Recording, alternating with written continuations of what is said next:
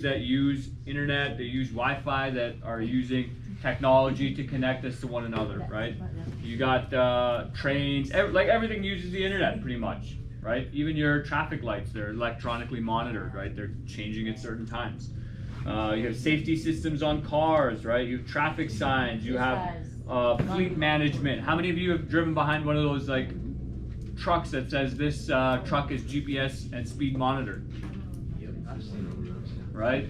So if you ever steal it, they know where you are, they know how fast you're going. So don't steal it. Okay? You got all this passenger information. I mean, you kids don't because you live in Leduc, but if you were to take a bus in Edmonton, you know, you can track where the bus is, how long it's going to take for it to get to your. They have a small bus. I live in Edmonton. I'll take the bus. It's a very small one. You live in It Edmonton? looks like those like daycare South buses. Edmonton. Yeah. You come all the way over here for school? Yes. The job. Why? Here's another slide that I wanted to incorporate, but I found this infographic. This is how many hours it takes to buy an iPhone 13 in some of these countries. I don't know the exact when this is taken. Russia and Asia.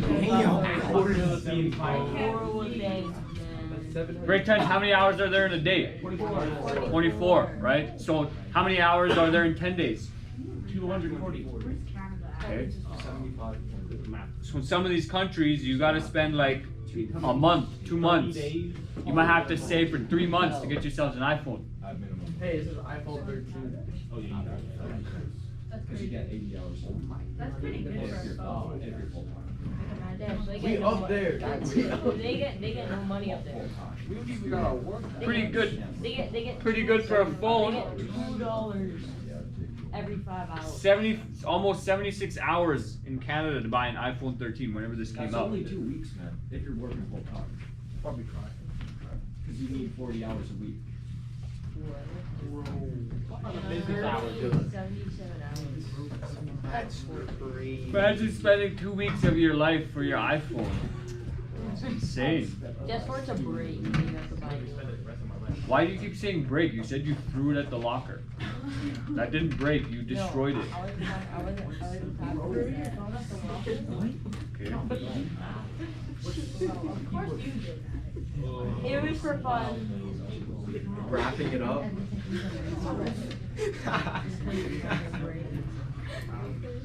Okay, to wrap up your part A section, shut your mouth, man. It's funny. To wrap up this section, grade 10s,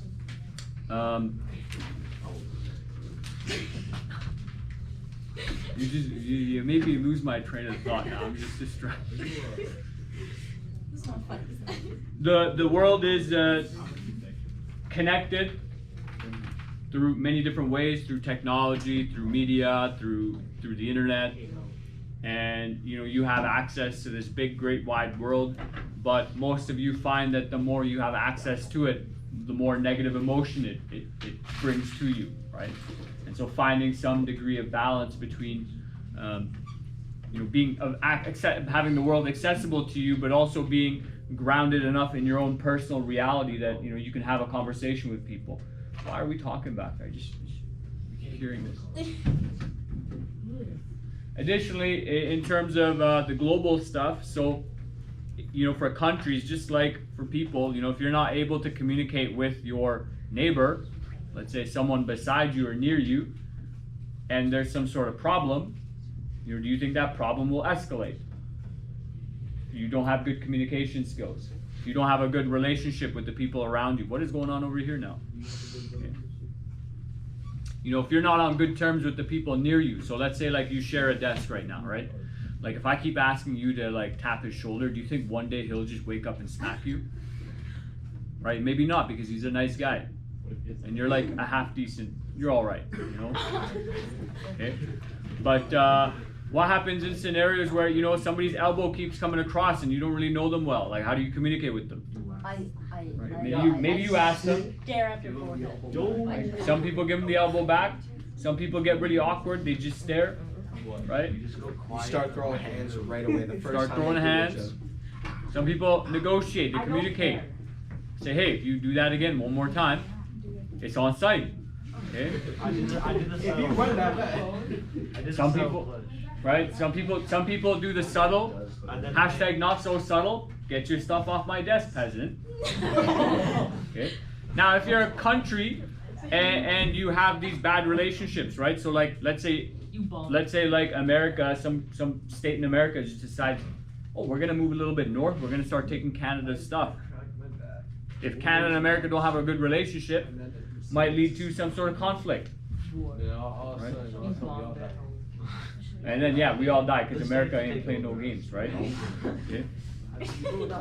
So a lot of grade 10s, what this particular section of your notes is talking about is just how do you create those international relationships between countries, just like you build them between people, so that you don't lead to conflict, right? How do you better utilize the resources you have, right? So like maybe the two of you, you and your neighbor, team up. So now you have two desks. And on one desk you put a textbook, on another desk you put your notes, right? Or you put the textbook in the middle. Now you're using your space better. How do you create these positive relationships that hopefully everybody gains from, not just one group of people, right? Like you just take the desk from the other person, you smack them in the face, you say, "Be gone! You're a floor rat now. Okay? Sit on the floor, right? No desk for you." Okay? Or get out of here, peasant. This is my stuff, right? You know, if that's how you interact with the world, how do you think that's going to come back to you full circle? Right? Negatively, right? It's going to be bad for you. If you mistreat people, generally speaking, it could come back to bite you, right? And so for a lot of countries, when they had that bad relationship, when there wasn't a lot of trade, when there was a lot of dysfunction, when things got really serious, they just went to war, conflict, right?